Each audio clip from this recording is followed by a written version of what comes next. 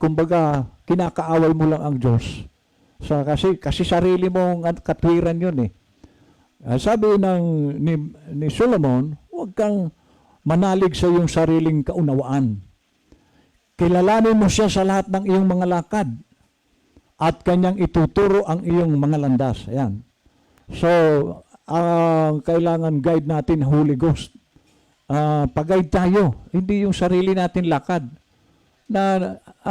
Kung ano ang nais lang ng Diyos, doon tayo, huwag sa sarili natin. Kaya sabi sa 7, huwag kang magpakapantas sa iyong sarili. Sariling mga mata. Matakot ka sa Panginoon at humiwalay ka sa kasamaan. Amen. So, ang ating pong ay patungkol po sa karunungan ng Diyos at ito ay sinabi ng Biblia na huwag sa ating sariling unawa. Okay, dito po tayo sa propeta.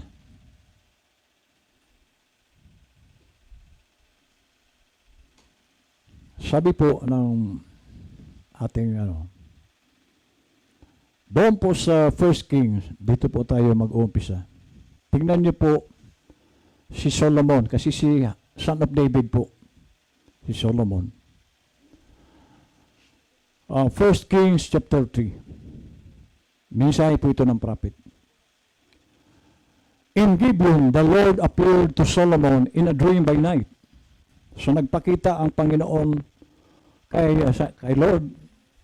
Nagpakita ang Panginoon kay Solomon sa panaginip. And God said, ask what I shall give thee. So si Solomon po, dahil siya na po ang humahawak ng Israel, tinanong siya ni Lord, humingi ka, humiling ka, ano ang gusto mong ibigay ko sa iyo?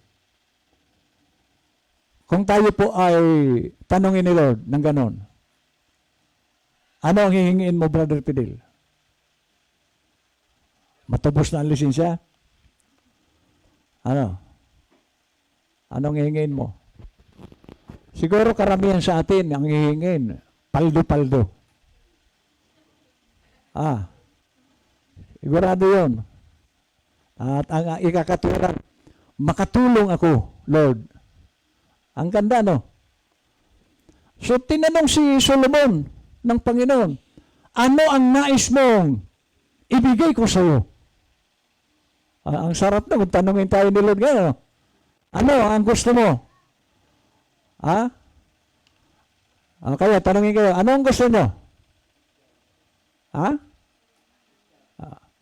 Ngayon, sabi dito, and Solomon said, thou hast showed unto thy servant David, my father, great mercy, according as he walked before thee in truth, and in righteousness, and in uprightness of heart with thee, and thou hast kept for him this great kindness, that thou hast given him a son to sit on his throne, as it this day.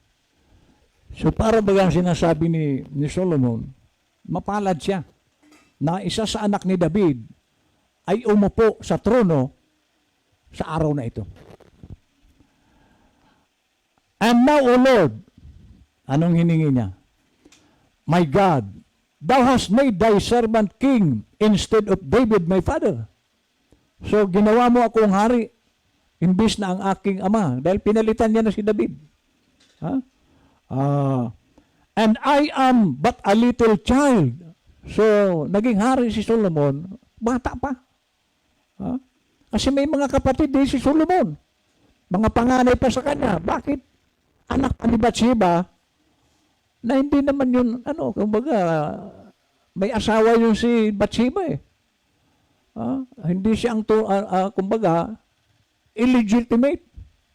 Kasi may asawang sarili si Bathsheba, si Uriah, may asawa rin si David. Pero bakit si Solomon?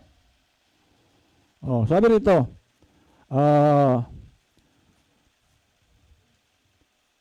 and I am but a little child, I know not how to go out or come in. So wala siyang kamuang-muang. And thy servant is in the midst of thy people which thou hast chosen, a great people that cannot be numbered nor counted for multitude. At ako niya, Panginoon, ay binigyan mo ng ganito karaming tao na hindi mabilang. So ibig sabihin, sa panahon ni Solomon, napakarami niyang tao. Kaya hindi ako magtataka kung paramihin din ni Lord ito. Kasi sa panahon ni Solomon, dami niyang hinawakan tao. Sabi niya, so ang problema ni David, napakarami niyang hahawakan na tao. A great people that cannot be numbered, hindi mabilang, nor counted for multitudes, sa dami. So anong hiniling niya? Pwedeng humingi si Solomon ng, Lord, para ako ay magampanan ko itong napakaraming taong ito. Bigyan mo ako, Panginoon, ng milyon-milyon, bilyon-bilyon. Kukuha ko ng mga tao na magiging kabinete ko para pangasiwaan itong mga taong ito.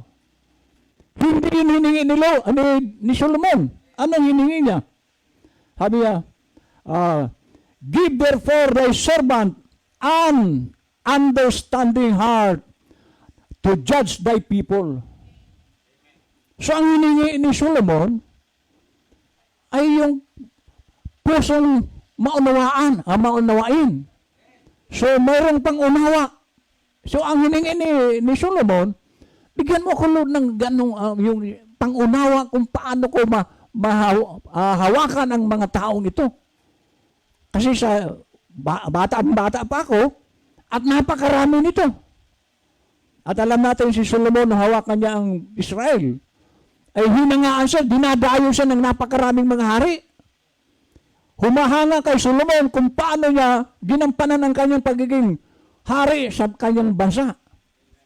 Sabi rito, give therefore thy servant an understanding heart to judge thy people, that I may discern between good and bad.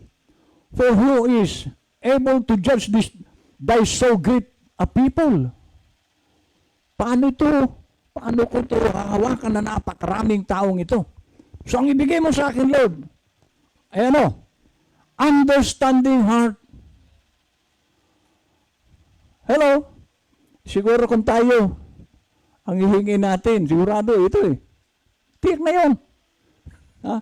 Pero si Solomon, hindi niya inano ang pera sa kanyang pamumuno. Sabi niya, verse 10, and the speech pleased the Lord that Solomon had asked this thing. So nagustuhan ng Diyos ang kanyang pananalita. Yung kanyang kahilingan na nalugod ang Diyos. Nalulugod pala si Lord. Kasi ang maraming Kristiyano, minsan nalilimutan yung salitang Panginoon eh. Ang laging bukang bibig, pahingi noon. Pahingi noon, hindi Panginoon. Pahingi noon. Amen. So sabi niya, and God said unto him, because thou hast asked this thing, and hast not asked for thyself long life. Oh, pwede palang hilingin ni Solomon, pahabain mo ang buhay ko. Hindi niya hiningi. Ang hiningi niya lang karunungan. Pangunawa ng puso, sabi niya.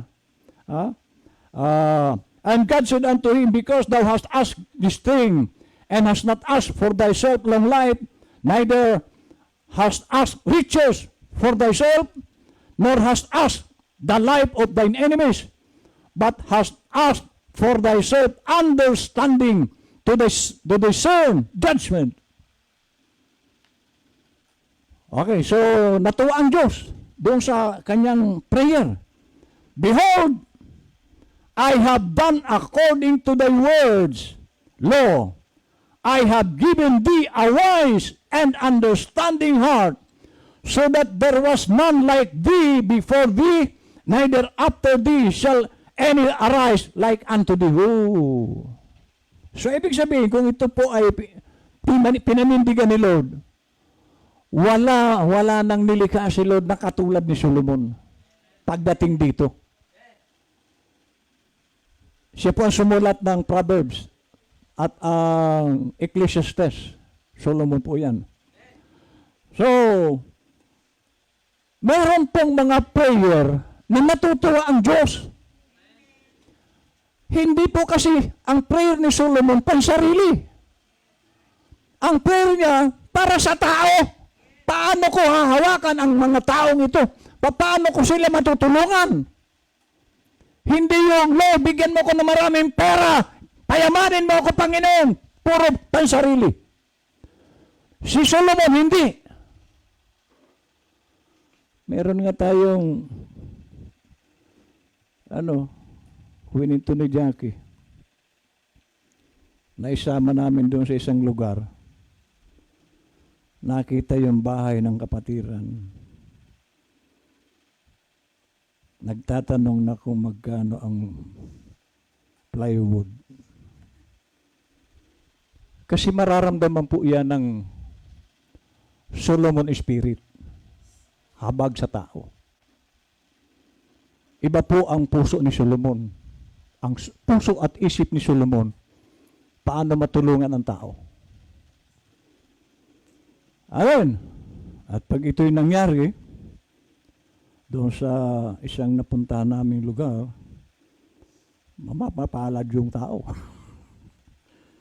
Magkakaroon siya ng dingding na plywood. Okay. Sabi niya, Behold, I have done according to thy words.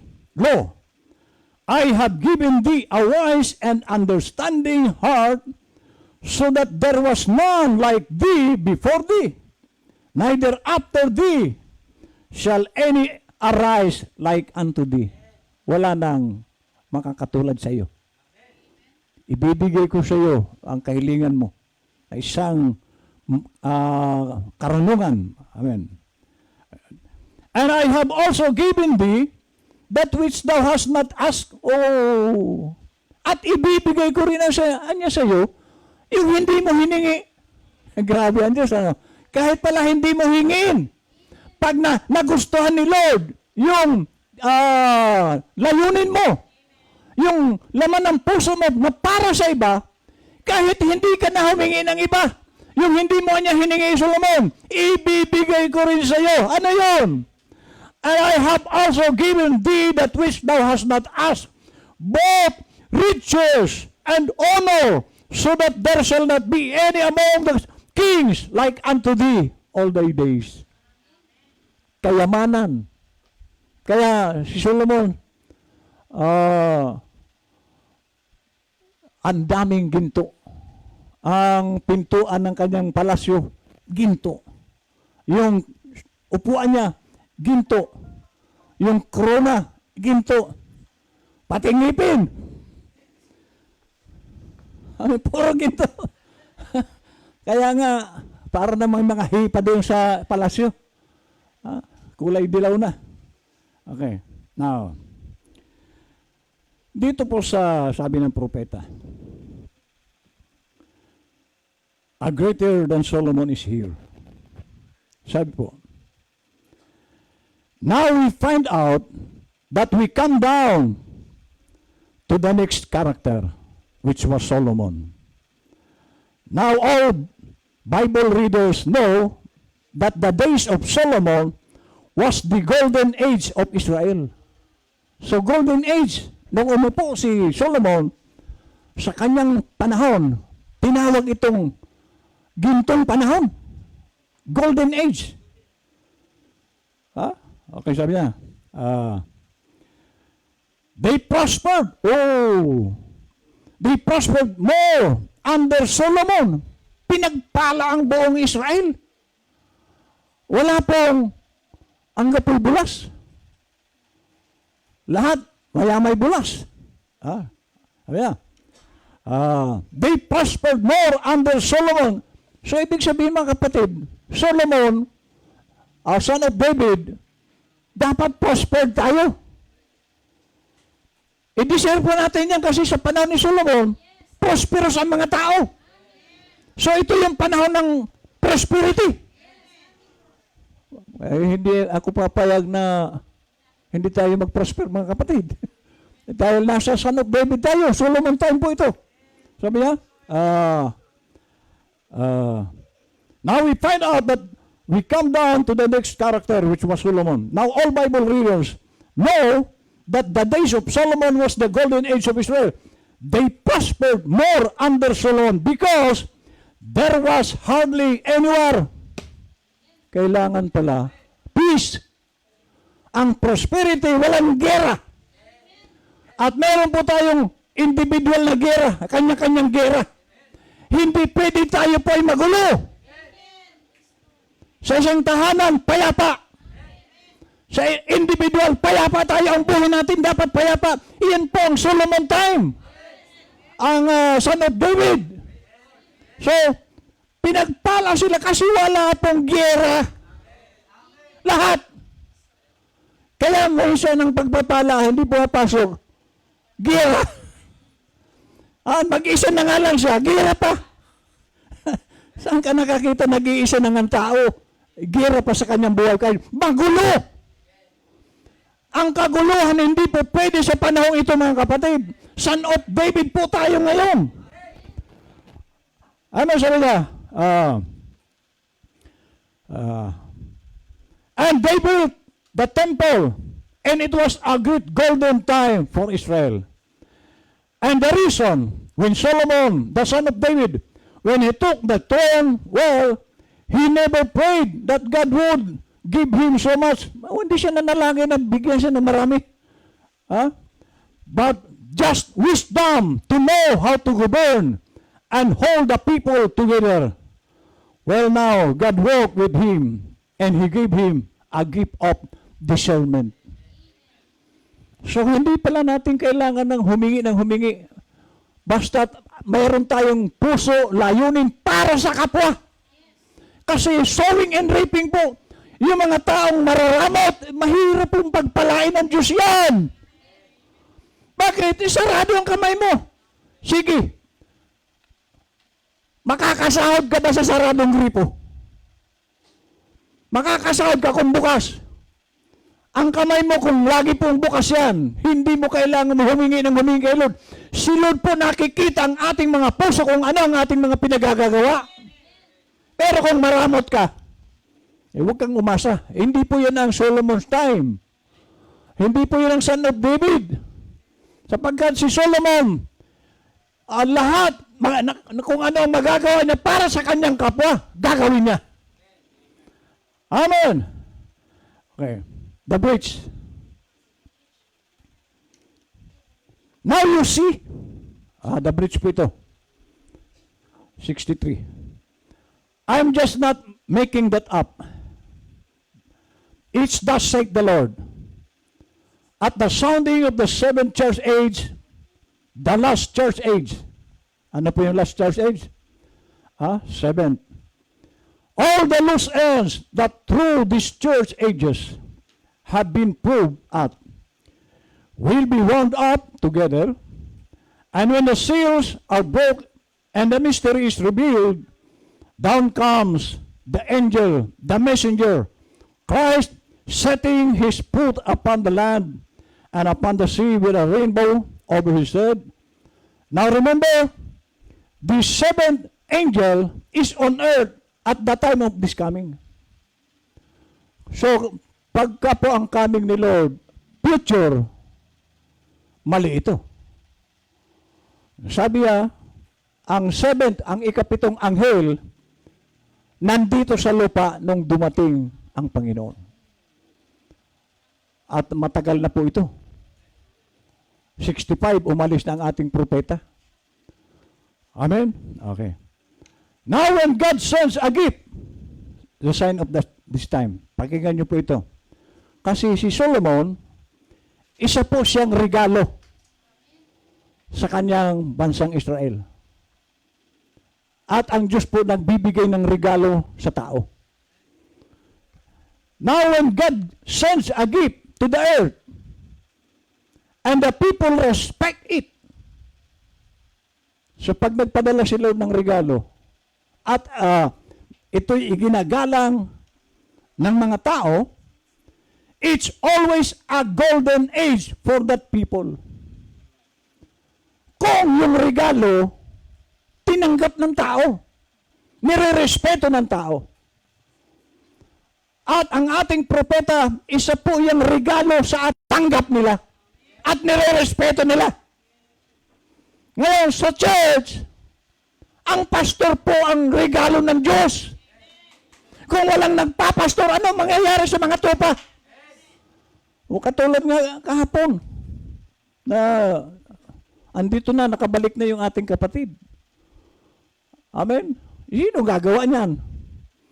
At sino ang magpapaliwanag dito sa pulpito? Kung hindi magpapadala ang Diyos ng regalo para ipaunawa kung ano ang nais ng Diyos sa atin. So kung ang regalo daw ng Diyos na ito, nirespeto ng tao, isang golden age para sa kanilang buhay, ang araw na yan. Pero kung hindi ka naman sumusunod, manatag, murmur ka ng murmur, hindi mo nirespeto ang regalo sa iyo ng Diyos. At maraming murmuro, mga kapatid. Mabuti wala dito. Pag nagmumurmur ka na, instead na magpasalamat ka, dahil iyan ang regalo sa iyo ng Diyos. Paano ka pagpalain yan? At paano ka maligtas niyan? Na yung dinadala sa yung regalo ni Lord, hindi mo nirerespeto. Amen. It's always a golden age for that people. But when they reject it, it's always chaos for that people. Oh. Alam niyo ba yung salitang chaos?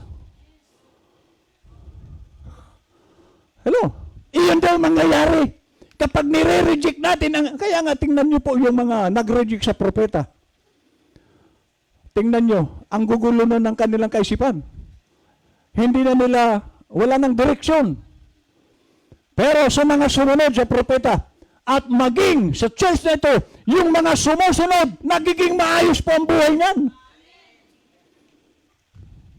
Hindi ko po ito mensahe, propeta po ito. Kung tayo marunong. But when they reject it, it's always chaos for the people. He does that average. Kaya hindi po natin maialis sa ating kaisipan na there is always three kinds of believers in every church. Ewan ko dito sa atin, kung lahat tayo puro believers. Meron po lagi make believer at unbeliever. At sana wala niyan dito. Lagi pong hindi po nawawala yung murmurer. Ganyan po sa panahon ng Israel sa Egypt. Nagpadala si Lord ng regalo, si Moses, murmur ang tao. Reklamo. Mabuti na lang dito, wala pong reklamador. Lahat tayo, pag may naririnig tayong pinag-uusapan, nagkakaisa tayo. Amen. Sabi niya, just look when they rejected Jesus. When they rejected the prophets and so forth. But in Solomon's time, they believed. All of them. Sa panahon ni Solomon, naniwala sila kay Solomon. Naniwala sila doon sa pinadala ng Diyos sa kanila. Kaya nag-prosper ang Israel. Sa lahat ng panahon, wala na pong hihigit pa sa panahon ni Solomon. Amen. But in Solomon's time, they believed, all of them, Solomon had a gift of discernment. The bridge between the seven church ages. He leaves the throne to be an intercessor as a slain lamb to be a lion. And so, dito po sa salitang ito ng propeta, iniwan niya daw yung trono ng pagiging intercessor. Ano yung intercessor? Tagapamagitan. Siya po yung lamb noon.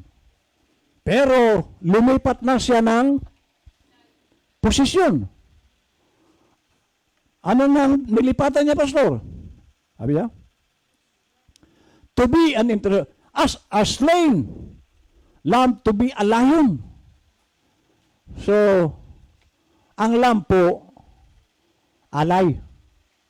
At ang lamb ay napakabait. Amen?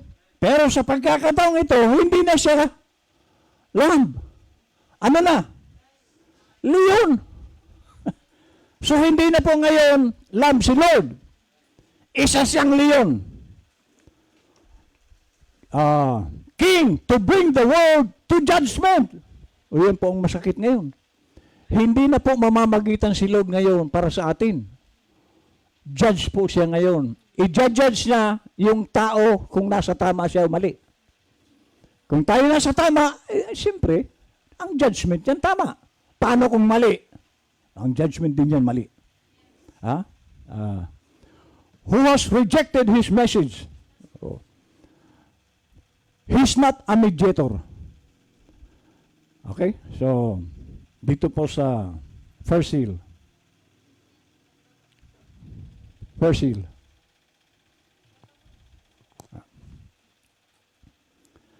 Now the mystery of the book are revealed when the seals are broken. And when the seals completely are broken, the time of redemption is over. Ayan. Tapos na po. From first to seventh seal, tapos na po ito. Nabuksan na ito. So sabi niya, and when the seals completely are broken, the time of redemption is over. So tapos na po ang pagtubos. Ang panahon na ito, hindi na po tutubos si Lord. Tapos na ang pagtubos. Nasa leon na po siya, nasa pagiging king at judge. Kaya kung tayo po ay magpapatuloy sa kasalanan, sa pagsuway, hindi na po siya mamamagitan sa iyo. I-judge ka. Kasi hindi na po siya lamb. Lumipat na siya sa pagiging leon o hari. Judge. Amen. Sabi niya, the time of redemption is over because the Lamb left the intercession post to walk out to take his claims. He was a mediator between that, but when the real revelation happens on the seals, as they begin to break, the Lamb is coming forth from the sanctuary. It's according to the word. We read it last night. He come from the out of the midst and took the book, so he's no more mediator, because even they called him a lion, and that's the king, and he's not a mediator then. So hindi na po ngayon mamamagitan si Lord. So paano yan kung hindi na pala siya mamamagitan sa atin at magpapatuloy tayo sa kalukuhan, magpapatuloy tayo sa pagsuway? Hindi na pala siya mamamagitan, kundi i-judge ka. Judge po ngayon si Lord. Okay? And in Solomon's age, there was a great revival. Ayun. So sa Son of David, laging revival tayo dapat. Ano yung revival? Lagi po tayo masigla sa paglilingkod. There was a great revival that was going on in the days of Solomon. God gave a gift and the whole nation rallied around it. Everybody come to it. So, tuwan-tuwa mga tao. Siguro yung iba ay lagi nandun sa palasyo. Pinanonood si Solomon dahil maraming mga magagandang ginagawa Solomon patungkol sa kanyang karunungan. Isipin mo si Solomon, aso, kaya niyang kausapin. Ang ibon, manok, nakakausap niya. Amen. Hey tayo. Sabi niya, they believe in it wholeheartedly. Won't it that be a wonderful thing if it happened amongst the people tonight?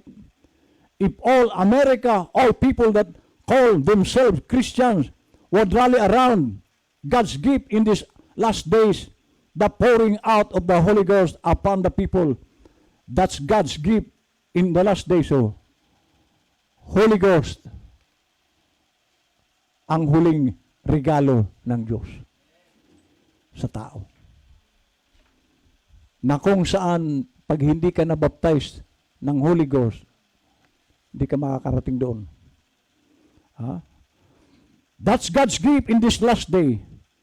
Is the Holy Spirit, Christ, in the form of Spirit. He is here with us now. Ang Holy Ghost po nandito ngayon. Nasa tao po siya ngayon. At yung mga tinatahanan ng banal na Espiritu, siya po ang nagdadala sa tao para gawin ang pinagagawa ng Diyos. So, yan po ang lagi nating tingnan. Nagagawa ko ba ang ipinagagawa ng Diyos?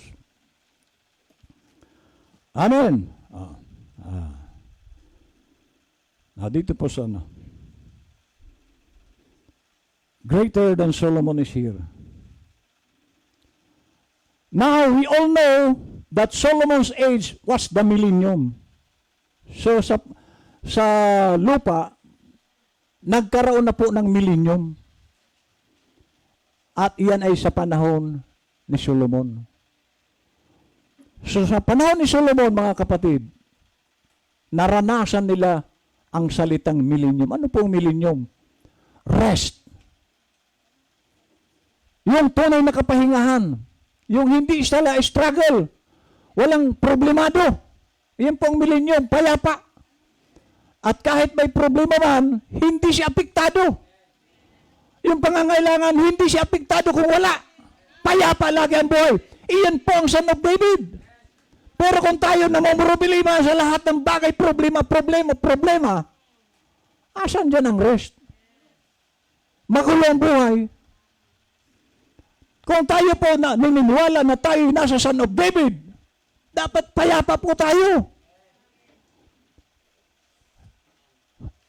Ang mga pangangailangan, mga kapatid, sa panahon ni Son of David, Solomon, lahat po ng bahay, prosper, sabi niya. Wala pong naghirap sa panahon ni Solomon. At ito po, naulit ngayon, Son of David po tayo ngayon. Okay, hindi po natin dapat tanggapin. Kasi ang kahirapan, mga kapatid, hindi po yun galing sa Diyos. Ang sakit, hindi po yung galing sa Diyos. Puro yan kay Satanas. Nakausap ko ngayon mga nandito nung isang araw. Munti ko nang mabuti hindi nagtanong eh. Kasi puro na sila may tama. May maintenance na. Pero kung nagtanong sila, kasi nakita nila ako, wala akong salamin. Nagtanong sila, kumusta ang dugo mo? 120/80. Ay, grabe ang dugo mo. Yung blood sugar mo, 93. Ay, grabe. Kasi sila umiinom ng kape, hindi na nag-aasukal. May mga tama na. Pero kung nagtanong sila, anong sikreto mo? O kayo, gusto niyo na malaman ang sikreto? Ha? Ang sikreto ko ganito. Si Satanas po, tulad ng sinabi ko sa inyo, katulad po yung nagdi-deliver. Naranasan niyo namang mag-deliver? Nagpunta sa inyo, nag-deliver? Sa isa pong pag mga mamahalin po ang deliver, bago yan ibigay sa iyo, pipirmahan mo yan, yung resibo. At pag napirmahan mo yan, sa iyo na yan. Ngayon, nagpadala si Satanas sa iyo, cancer, pinirmahan mo, sa iyo na yan. Nagpadala si Satanas, kahirapan, tinanggap mo, pinirmahan mo, sa iyo na ang kahirapan. So, ang sikreto ko, mga kapatid, pag si Satanas ang nag-deliver, lumayas ka, Satanas, hindi sa akin yan.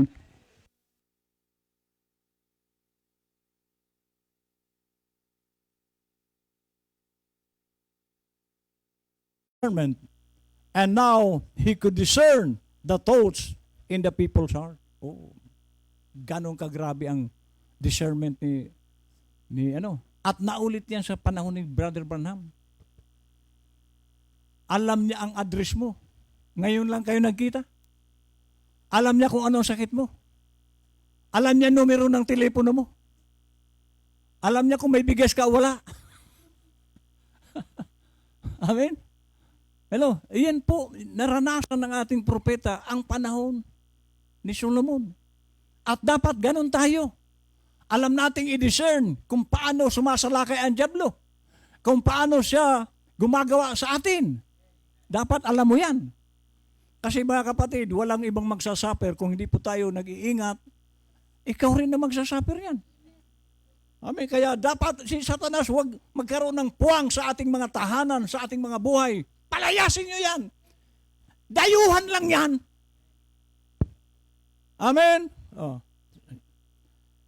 No wars to speak of, and they had a great time. God gave Solomon, which was the son of David, gave him a gift of discernment, and now he could discern the thoughts in the people's heart. Amen. Dito po sa ano, a greater than Solomon is here.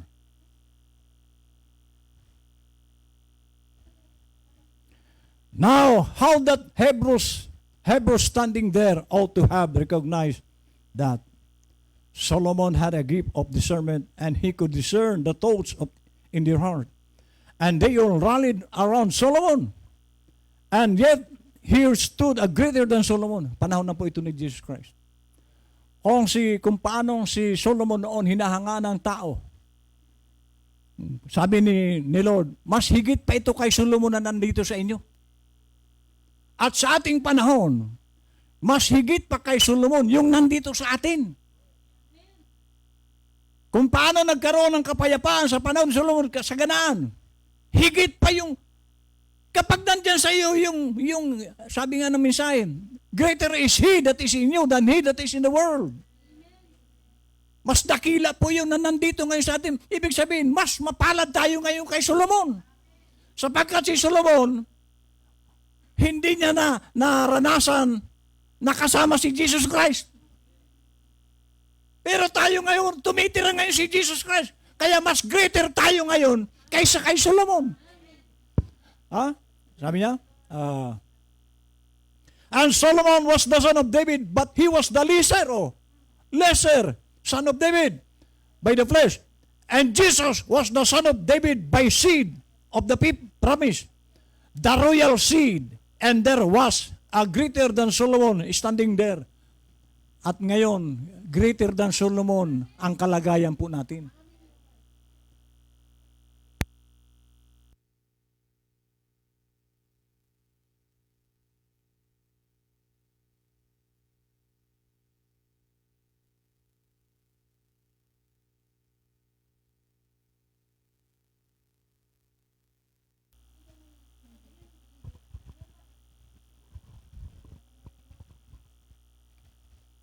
Amen. Naniniwala ba kayo? Kung mapalad si Solomon noon, hindi niya po nakasama si Jesus Christ. Pero tayo ngayon, kasama natin. Pag natutulog ka, kasama mo. Pagka punta mo sa CR, kasama mo si Lord. Pag labas mo sa bahay, kasama niya. Kasama natin si Lord. Saan ka man dako pumunta, kasama mo. Si Solomon, hindi niya naranasan yan. Nakasama niya ang Diyos kahit saan siya magpunta. Kung saan lang ang Diyos, nandun sa ni Solomon.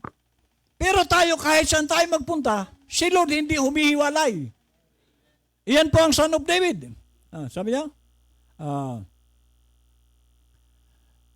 and here was a greater than Solomon standing there, doing the same thing that Solomon done. Only being a greater than Solomon. So, mas higit pa pala kay Solomon ang magagawa natin. Bakit? Si Kristo nga ang kasama natin eh. Amen. So, wala pong balita sa ni Solomon na mga healing. Prosperity lang. Peace. Eh tayo ngayon, may healing. May peace na tayo, may healing pa. Bakit? Ay, ang healer po natin kasama natin. Okay. The world is again falling apart. Dito po tayo magtatapos. Ito po ang Son of David. A new heaven and a new earth. So kaya pala, sinabi po ni Paul, heaven and earth will pass away. Bakit? Kasi magkakaroon po ng new. Bakit? Kasi sa Genesis 1:1, and in the beginning, God created heaven and earth. So, creation po ang heaven, at pag sinabing creation, may pasimula. At anumang may pasimula, may katapusan. So, meron pong bagong heaven at bagong earth. A new heaven and a new earth. For this first heaven and first earth will pass away. Mawawala pala ang unang langit at ang unang lupa.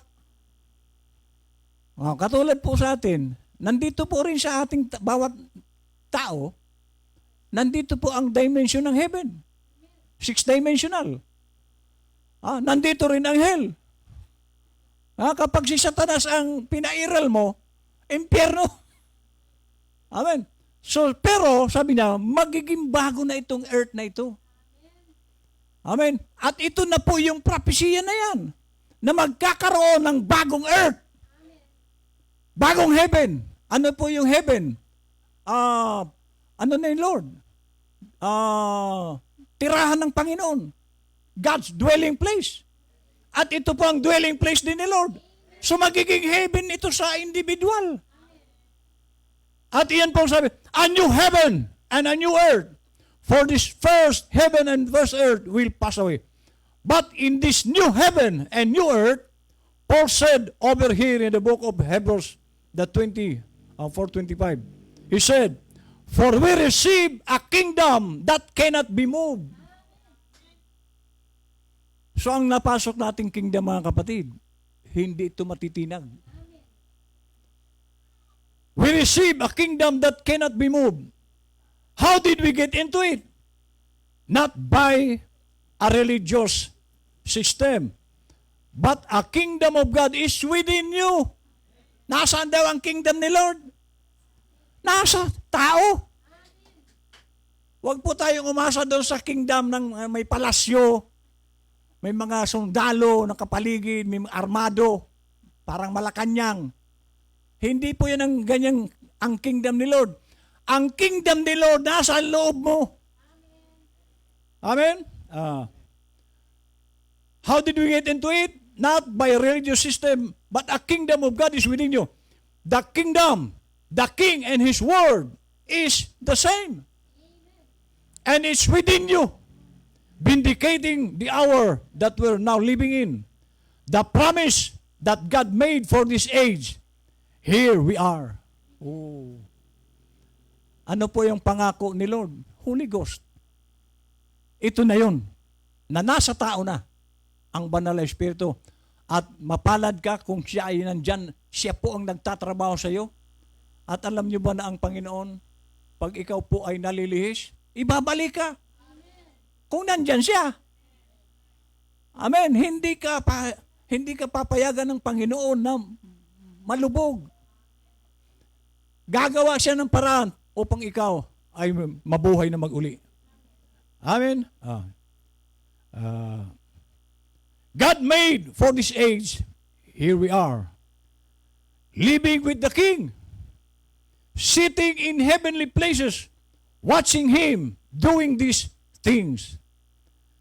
At sabi niya sa the world falling apart, last po ito, we are dead. Oh. Nasaan ka na? Anong ka na? Ang patay po ganito. Meron dyan siga sa Bogaro, kung kilala niyo yon. Marami ng taga Bogaro. Noon po,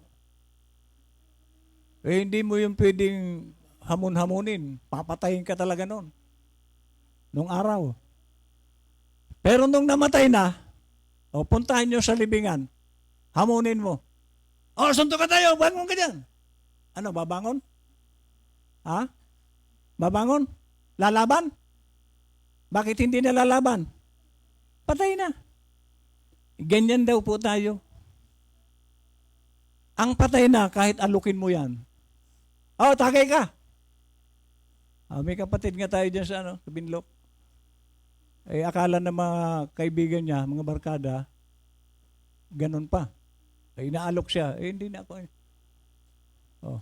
Kasi patay na yung dating pagkatao niya. At ang patay na mga kapatid, hindi po yan mahihila ng sanlibutan. Pero kung nahihila ka pa, buhay na buhay. Inalok ka ng alak.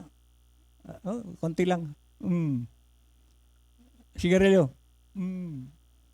Buhay na buhay pa. So sabi niya, we are dead. Our lives are hid in God through Christ. And not only that, but we are raised with Him. Dead resurrection. Matapos kang mamatay, ngayon nabuhay ka uli. Pero hindi na yung dati mo. Si Kristo na ang nabubuhay sa iyo. Raise up what? In a system, a denomination, organization. We are resurrected in the kingdom of God. The kingdom of God is within you. Why? All this man-made system must fall.